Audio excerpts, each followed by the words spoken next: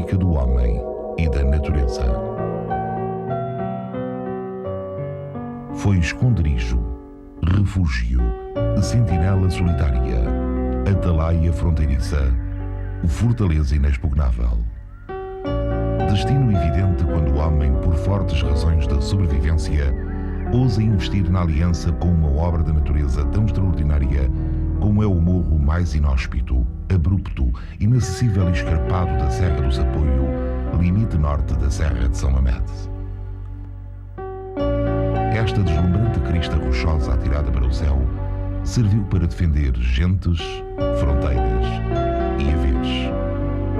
De tão óbvio, não surpreende. O que já não é tão evidente é que uma pequena povoação que nasce e cresce à sombra de um castelo, num ermo chamado de Ninho de Águias, sem terra para amanhar, exposta à intempérie, tantas vezes repovoada à força, longe dos vales férteis que o homem escolhe para morar, se tenha rebelado teimosamente contra a sua sorte mais natural: desaparecer.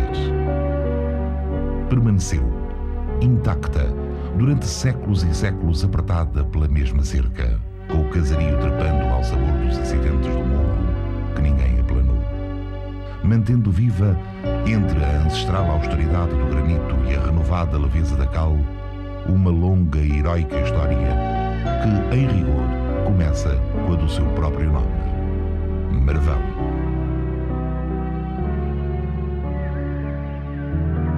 A mais antiga referência escrita sobre o que hoje é Marvão deve-se ao historiador cordovês do século X, Isa ibn Hamad ar-Razi, que nos fala deste lugar como Fortaleza de Amaia, ou Amaia, o Monte. Amaia, cidade romana fundada no século I, foi construída sem preocupações defensivas. A paz era um facto.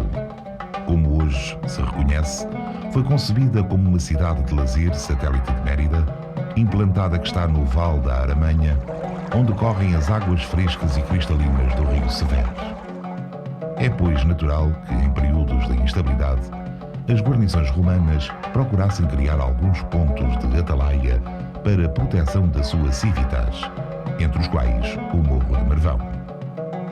No entanto, a primeira notícia inequívoca de um reduto defensivo neste local transporta-nos para um período mais avançado da história.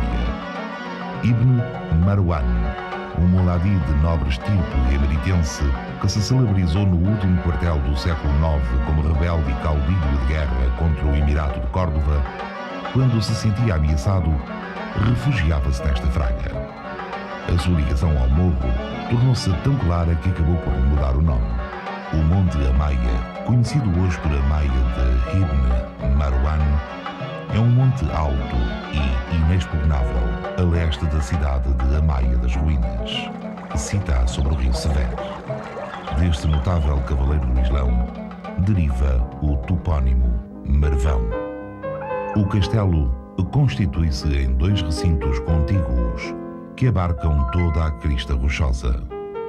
Dele se diz que na parte sul é tão inacessível que só aos pássaros permite a entrada, e que das alturas do penhasco as aves de mais elevados voos se deixam ver pelas costas.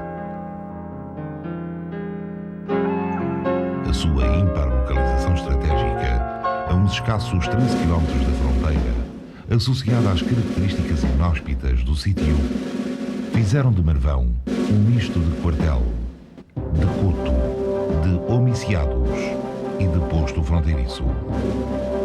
Constitui um importante reduto defensivo no século IX para Ibn Marwan, um posto avançado para as tropas cristãs entre os séculos XII e XIII, um posto de vigia e de defesa da fronteira a partir do Tratado de Alcanises, celebrado em 1297. Por isso, foi palco dos acontecimentos bélicos mais significativos da Reconquista e de toda a posterior história de Portugal, desde a crise de 1383-85 às guerras peninsulares e liberais do século XIX, passando pelas guerras da Restauração, da Sucessão de Espanha, dos 7 anos, das Laranjas. Da forma como viveu este destino, decorre o seu elevado valor patrimonial. A par da exemplar conservação porque evoluiu ao longo do tempo para responder às novas tecnologias da guerra, a Fortaleza de Marvão representa uma fábrica eterna, uma obra contínua, uma sobreposição de fortalezas com todas as fases da sua história bem documentadas. Os primeiros tempos da Reconquista e a reforma de Dom Dinis, que no século XIV manda reconstruir o castelo e adota de cerca urbana. Os séculos XV e XVI, responsáveis, entre outros trabalhos, pelo aspecto interior da torre de homenagem e pela construção da monumental cisterna. O processo de transformação em fortaleza baluartada no século XVII, que lhe reforça as entradas na cerca urbana, as portas da vila e da Ródão e o prostíbulo do Rejão. As alterações e novas estruturas do século XVIII e princípios do século XIX, que precederam o desartilhamento da praça.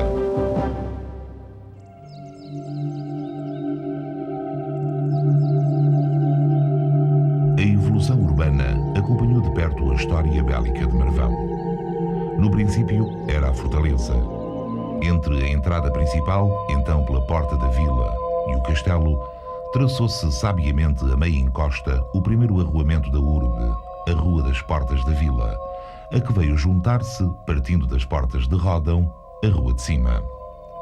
A partir deste primeiro eixo, o crescimento urbano exprime a evolução demográfica que atinge, no século XVI, 1.452 almas, contra os 185 habitantes residentes dos nossos dias no espaço intramuros. É, pois, entre os séculos XIII e XVI que se estrutura o tecido urbano da vila, que, praticamente inalterado desde então, confere hoje a Marvão a traça e a atmosfera medievais que tão singularmente a identificam.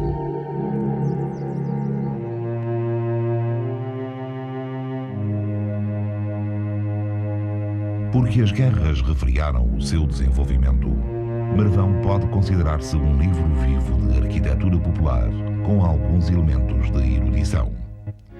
Grande parte das habitações apresentam formas medievais, ou já dos séculos XV e XVI, no desenho dos seus vãos e molduras. Os séculos seguintes já estão pouco representados a nível estilístico, registando-se apenas alguns bons exemplos do século XVII, como é o caso da Casa do Governador.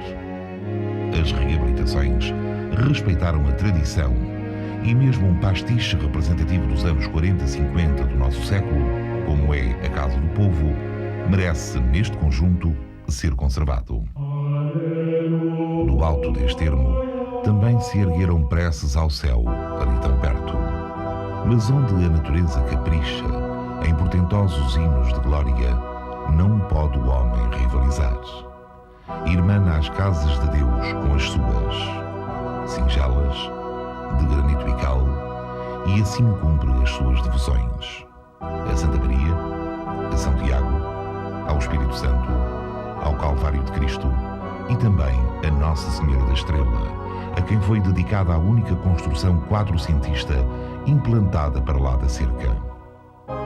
Por todas, a história passa entre os séculos XIII e XVIII, deixando as suas marcas góticas, renascentistas e barrocas, nos portais, janelas e torres que definem as fachadas, nas diversas soluções arquitetónicas que estruturam espaços, definem os arcos e colunas que suportam tetos simples ou abóbadas nervoradas, nas artes decorativas que trabalham a pedra de frontões e capitéis, forjam o ferro em teia, pintam frescos, esculpem talhas e transformam histórias e paisagens em belos painéis de azulejos.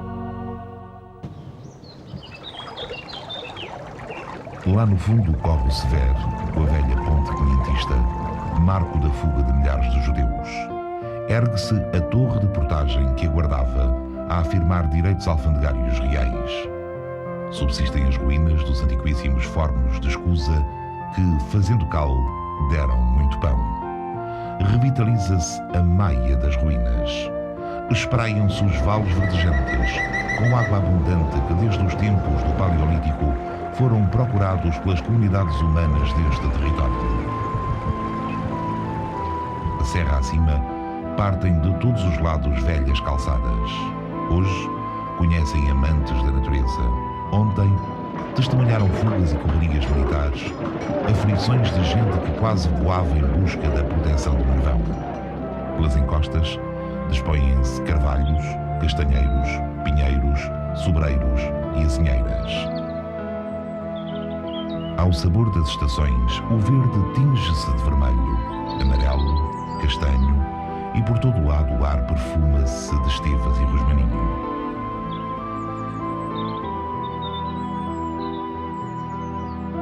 Para sul, abre-se soberba a planície alentejana.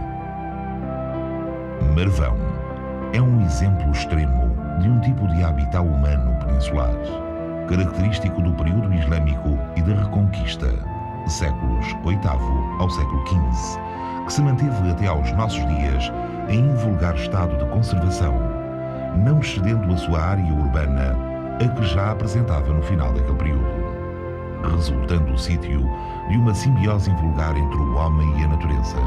Constitui também um belvedere de elevado interesse estético. Aqui palpita forte a paisagem mais agreste da Serra de São Mamede, classificada Parque Natural. Da sua altura, olha-se o mundo. Na sua vida simples, sente-se a humana condição inteira. É espelho e miradouro para todos os que, na companhia das águias, ali vivem ou se acolhem, já não para fugir de exércitos, mas para soltar livre o pensamento e receber o bálsamo que só a beleza sublime pode oferecer. Proteger Marvão não é um dever, é um direito da humanidade, dos que aqui vivem